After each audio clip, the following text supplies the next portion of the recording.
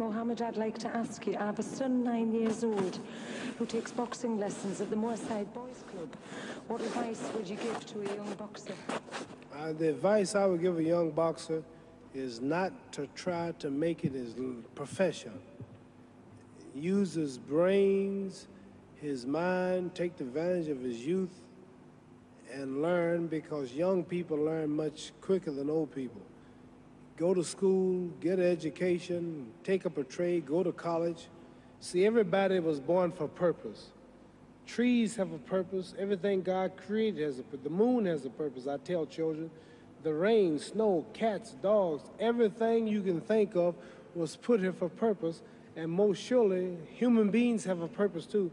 And the wise man is he who knows his life purpose. 10 people with the knowledge of the purpose are more powerful than 1,000 without the purpose. So I would tell a child to find out what it is they want to be, whether a doctor, a lawyer, a school teacher, a jet plane pilot, a mechanic, a carpenter. Try to do something where your mind would depend on if you make it or not, because your body could get sick, you could get a broken leg, or his health could be bad, or he might not make it enough to, and then once he find out that he can't be a fighter, life becomes a tragedy, and it's too late to presume some type of trade.